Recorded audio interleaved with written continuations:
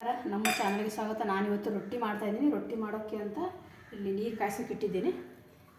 ಬಿಳಿ ಜೋಳದ ರೊಟ್ಟಿ ಇದು. ಸ್ವಲ್ಪ ಹಿಟ್ಟು ತೊಗೊಂಡ್ಬಿಟ್ಟು, ಇದು ಜೋಳದ ಹಿಟ್ಟು ರೆಡಿಮೇಡ್ ಅಂಗಡಿಯಿಂದ ತಂದಿರೋವಂಥದ್ದು. ಇನ್ನು ಸ್ವಲ್ಪ ಜರಡಿ ಹಿಡ್ಕೊಳ್ಳೋಣ. ನೋಡಿ, ಇದೊಂದು ಬೌಲ್ ತೊಗೊಂಡಿದ್ದು, ಖಾಲಿ ಬೌಲು. ಇದಕ್ಕೆ ಈಗ ಸ್ವಲ್ಪ ಒಣ ಹಿಟ್ಟು ತಕ್ಕೊಳ್ಳೋಣ ರೊಟ್ಟಿ ಹಚ್ಚೋಕ್ಕೆ ಅಂತ. ಸ್ವಲ್ಪ ತೊಗೋತಾ ಇದ್ದೀನಿ.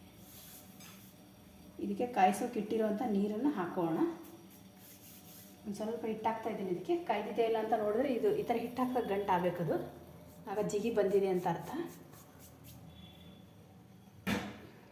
ಸ್ವಲ್ಪ ಸ್ವಲ್ಪ ನೀರು ಹಾಕಿ ಕಲಿಸ್ಕೊಳ್ಳೋಣ. ಇವಾಗ ಇದನ್ನು ಒಂದು ಸ್ಪೂನು ಅಥವಾ ಕಡ್ಚಿ ಏನಾದರೂ ತೊಗೊಂಡು ಕಲಿಸ್ಕೊಳ್ಳಿ ನೀವು ಕೂಡ.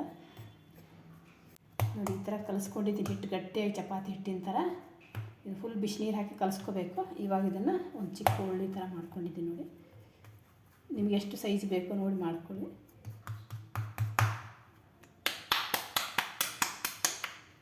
ಇದನ್ನು ಸ್ವಲ್ಪ ಸ್ವಲ್ಪ ಒಣ ಹಿಟ್ಟು ಹಾಕ್ಕೊಂಡು ತಟ್ಟೋಣ. ಈ ಕಡೆ ಹಂಚು ಕಾಯಿಸೋಕೆ ಇಟ್ಟಿದ್ದೀನಿ ನಾನು ಆಲ್ರೆಡಿ. ಇದು ಒಣ ಬಟ್ಟೆ, ಇದು ನೀರು ಹಚ್ಚೋಕ್ಕೆ ಇದರ ನೀರಲ್ಲಿ ಹಾಕೋತಾ ಇದ್ದೀನಿ. ರೊಟ್ಟಿ ನೀರು ಹಚ್ಚೋಕ್ಕೆ ಬೇಕದು. ಕೈಯಲ್ಲೇ ತಟ್ಬೋದು, ಇನ್ನು ಬೇಡ ಅಂದರೆ ಲಟ್ಟಣಿಗೆಯನ್ನು ಕೂಡ ಯೂಸ್ ಮಾಡ್ಬೋದು.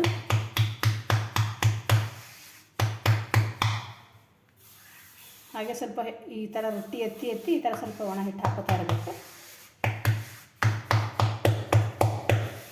ತುಂಬ ಅಳಕಾದರೂ ಹಿಟ್ಟು ರೊಟ್ಟಿ ತಟ್ಟೋಕ್ಕೆ ಬರೋಲ್ಲ ಅಂತ ನಾನು ಸ್ವಲ್ಪ ಗಟ್ಟಿ ಮಾಡ್ಕೊಂಡಿದ್ದೀನಿ. ಗಟ್ಟಿ ಅಂದರೆ ಸ್ವಲ್ಪ ಲಟ್ಟಣಿಗೆ ತೊಗೊಂಡ್ಬಿಟ್ಟು ಲಟ್ಟಣಿಗೆ ಸಹಾಯದಿಂದ ಕೂಡ ನೀವು ಮಾಡಬಹುದು.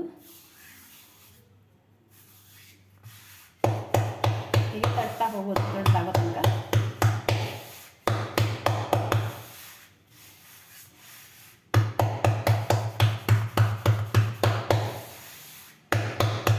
ಹೀಗೆ ತಿರುಗಿಸ್ತಾ ಇರಬೇಕು, ಇಲ್ಲಾಂದರೆ ಅಂಟ್ಕೊಂಡ್ಬಿಡುತ್ತೆ ಅದು ನೆಲಕ್ಕೆ.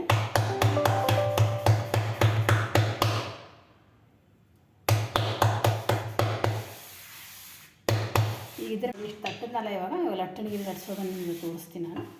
ನಿಧಾನವಾಗಿ ಈ ಥರ ಲಟ್ಟಣಿಗೆಯಿಂದ ತಿರುಗಿಸ್ತಾ ಲಟ್ಸ್ಬಿಡಿ. ತಟ್ಟೋದು ಕಷ್ಟ ಅನಿಸುತ್ತೆ, ಸ್ವಲ್ಪ ಹಿಟ್ಟು ಗಟ್ಟಿಯಾಗಿರೋದ್ರಿಂದ ನಾನು ಲಟ್ಟಿಸ್ತಾ ಇದ್ದೆ. ಸ್ವಲ್ಪ ಹೊತ್ತು ಬಿಟ್ಟರೆ ಅಳಕಾಗುತ್ತೆ. ಒಂದೆರಡು ರೊಟ್ಟಿ ಮಾಡೋ ಹೊತ್ತಿಗೆ ಫುಲ್ ಅಳಕಾಗ್ಬಿಡುತ್ತೆ ಹಿಟ್ಟು. ಅದಕ್ಕೆ ಮುಂಚಿತವಾಗಿ ಗಟ್ಟಿಯಾಗಿ ಕಲಿಸ್ಕೊಂಡಿರಬೇಕು. ಈಗ ತಿರುಗಿಸ್ತಾ ಇರಬೇಕಿಲ್ಲ ಅಂದ್ರೆ ನೆಲಕ್ಕೆ ಅಂಟ್ಕೊಂಡ್ಬಿಡುತ್ತೆ ಅದು. ಈ ಲಟ್ಟಣಿಗೆಲ್ಲ ಮಾಡೋದ್ರಿಂದ ಈ ಎಜ್ಜೆಲ್ಲ ಸ್ವಲ್ಪ ಬಿಟ್ಕೊಳ್ಳುತ್ತೆ ಈ ಥರ. ಆಗ ಸ್ವಲ್ಪ ಈ ಥರ ತಟ್ಕೊಂಡ್ಬಿಡ್ಬೇಕು ಕೈಯಲ್ಲಿ. ಇವಾಗ ಇದನ್ನು ಹಂಚಲ್ಲಿ ಹಾಕೊಳ್ಳೋಣ. ನೋಡಿ, ಬಟ್ಟೆ ಹಾಕ್ಕೊಂಡಿದ್ದೀನಿ ನೀರಲ್ಲಿ, ಒಣ ಬಟ್ಟೆ, ಕಾಟನ್ ಬಟ್ಟೆ ತೊಗೋಬೇಕು.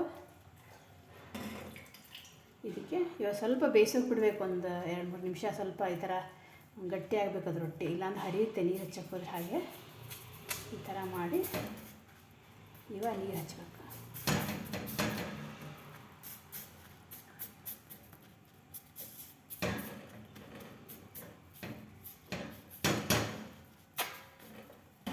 ಸ್ವಲ್ಪ ನೀರೆಲ್ಲ ಹಚ್ಚಿರೋ ನೀರೆಲ್ಲ ಡ್ರೈ ಆಗಬೇಕು. ಇವಾಗ ತಿರುಗಿಸಿ ಹಾಕೋಣ ಈ ಥರ. ನಿಮ್ಮ ಕೈ ಸುಡುತ್ತೆ ಅಂದರೆ ನೀವು ಕಡ್ಚಿಗೆ ತೊಗೊಂಡು ತಿರುಗಿಸಿ ಹಾಕ್ಬೋದು. ನೋಡಿ, ಇವಾಗ ಈ ಕಡೆ ತಿರುಗಿಸಿ ಹಾಕೋಣ. ಸ್ವಲ್ಪ ಇದೆಲ್ಲ ನೀರು ಡ್ರೈ ಆಗಿ ಒಂದು ಬಟ್ಟೆ ತೊಗೋಬೇಕು, ನ್ಯಾಪ್ಕಿನ ತೊಗೊಂಡು ಈ ಥರ ಒತ್ತಿದ್ರೆ ಎಲ್ಲ ಚೆಂದ ಹೊಟ್ಟೆ ಉಬ್ಬುತ್ತೆ ಅದು ರೊಟ್ಟಿ. ಚೂರು ದಪ್ಪ ಮಾಡ್ಕೊಂಡು ಚೆನ್ನಾಗಿ ಉಬ್ಬುತ್ತೆ. ಬಿಸಿ ಬಿಸಿ ಆಗಿ ತಿನ್ನೋಕ್ಕೆ ತುಂಬ ಚೆನ್ನಾಗಿ ಅನಿಸುತ್ತೆ. ನೋಡಿ, ಚೆನ್ನಾಗಿ ಉಬ್ಬುತ್ತಾ ಇದೆ. ಈ ಥರ ತಿರುಗಿಸಿ ಹಾಕೋಬೇಕಾದಾಗ ಬಿಸಿ ಬಿಸಿಯಾಗಿ ತಿನ್ನೋಕೆ ಸ್ವಲ್ಪ ದಪ್ಪ ಇದ್ದರೆ ಚೆನ್ನಾಗಿರುತ್ತೆ. ಈಗ ಇದು ರೊಟ್ಟಿ ರೆಡಿಯಾಗಿದೆ. ತಟ್ಟೆ ಹಾಕ್ತಾಯಿದ್ದೀನಿ. ನೋಡಿ, ಇವಾಗ ಬಿಸಿ ಬಿಸಿಯಾದ ಜೋಳದ ರೊಟ್ಟಿ, ಬೆಂಡೆಕಾಯಿ ಹುಳಿ ಪಲ್ಯ ರೆಡಿಯಾಗಿದೆ. ನೀವು ಕೂಡ ಮಾಡಿ ನೋಡಿ. ಇಷ್ಟ ಆದರೆ ಒಂದು ಲೈಕ್ ಕೊಡಿ, ಕಮೆಂಟ್ ಮಾಡಿ, ಸಬ್ಸ್ಕ್ರೈಬ್ ಮಾಡ್ಕೊಳ್ಳಿ. ನಮಸ್ಕಾರ.